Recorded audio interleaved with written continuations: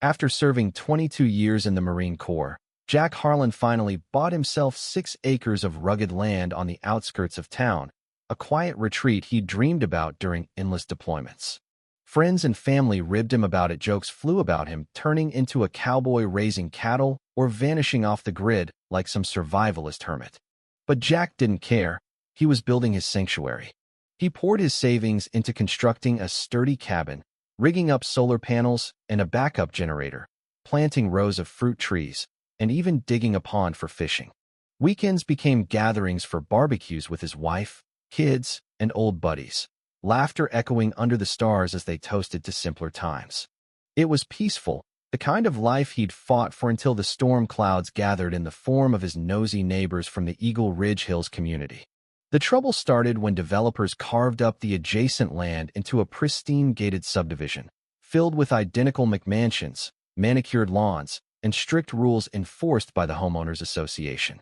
At first, it was just letters slipping into Jack's mailbox, complaints about the hum of his generator during power outages, the garish American flag fluttering from his porch, the outdoor lights he strung for safety, the stack of firewood by his shed, even his pickup truck parked in plain view. They called it visual disharmony, as if his homestead was an eyesore ruining their perfect vista. Jack chuckled and tossed the letters aside. He'd checked his deed clean as a whistle, no HOA strings attached. His property was his castle, free and clear. Then came Susan Whitaker, the HOA president, a sharp-tongued retired lawyer with a chip on her shoulder and time on her hands. She marched right up to the fence line one afternoon, clipboard in hand, demanding he comply or face consequences.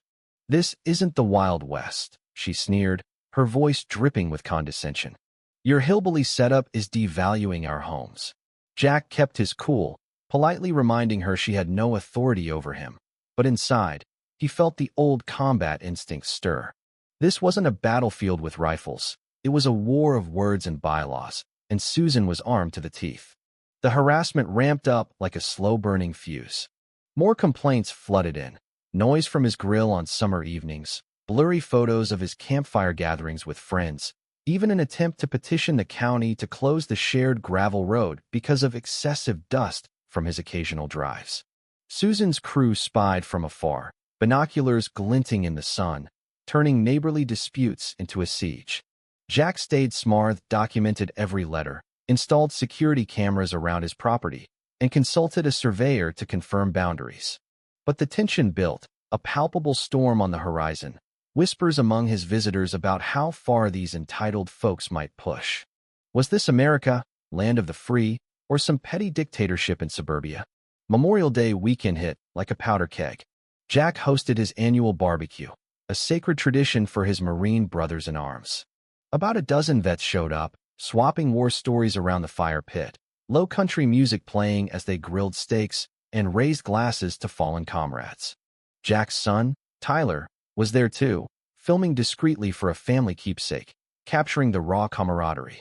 The air smelled of smoke and freedom, but from her hilltop perch, Susan watched like a hawk, her silhouette visible through binoculars. Then she struck, bursting through the gate with 3 burly Mintu security thugs in cheap uniforms and one weaselly guy with a camera. Susan declared the gathering an illegal assembly under some fabricated HOA resolution. "This ends now," she barked, her face twisted in triumph. "You're trespassing on community vibes." The goons advanced, one pulling a stun gun, demanding everyone disperse. Chaos erupted. Jack's training kicked in. He sidestepped a lunge, disarming the first thug with a swift takedown that sent him sprawling. His buddies, no strangers to scraps, piled and fists flew.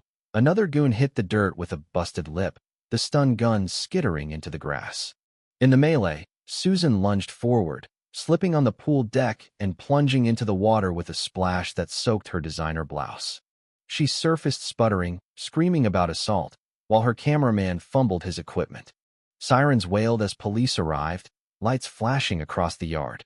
Officer Ramirez, an old acquaintance from Jack's service days, reviewed Tyler's footage on the spot.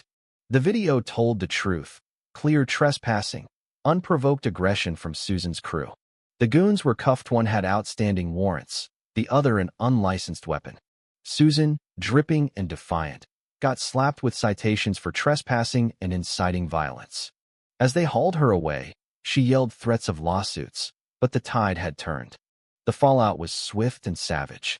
The HOA scrambled, sending emails disavowing Susan's rogue actions while hinting at ongoing concerns about Jack's lifestyle.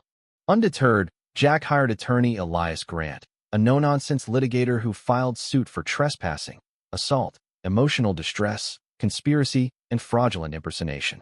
Discoveries unearthed dirt. The Goons had rap sheets for prior assaults, and HOA board minutes showed Susan had bulldozed ahead despite objections, forging resolutions on her own. The trial was a circus, fueling heated debates in town about property rights versus community standards. Was Jack a hero defending his turf, or a loose cannon inviting trouble?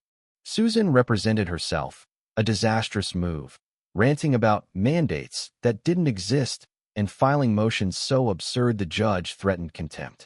A board member, Greg Larson, testified against her, admitting the HOA had overreached, painting Susan as a tyrant who'd terrorized everyone. The association itself apologized in court, vowing reforms, effectively abandoning her to twist in the wind. The verdict hit like a hammer. Susan liable on all counts, ordered to pay $450,000 in damages. Criminal charges followed 18 months in jail, plus a mandatory psych eval. Whispers rippled through the community. Had the HOA gone too far, trampling individual freedoms in the name of uniformity? Or was Jack's armed response a dangerous escalation in an era of fragile civility? In the end, the HOA crumbled. An emergency vote ousted Susan, then dissolved the whole outfit, shifting to voluntary guidelines. They auctioned off a set of fancy surveillance server Jack snapped up for his own Setupto cover restitution. Susan's house sold cheap to a nonprofit, transforming it into transitional housing for veterans, a poetic twist that had locals arguing about justice versus vengeance. The next Memorial Day, Jack's gathering swelled, banners proclaiming private property, enter at your own risk, waving proudly. Tyler turned his footage into a gritty documentary pitch, defending the homestead, sparking online buzz about HOA horrors. As the sun set, Jack raised a glass to peace hard-won, the sanctity of one's land, and the sweet relief of being left the hell alone. No more letters, no more spies, just the open sky and the echo of freedom.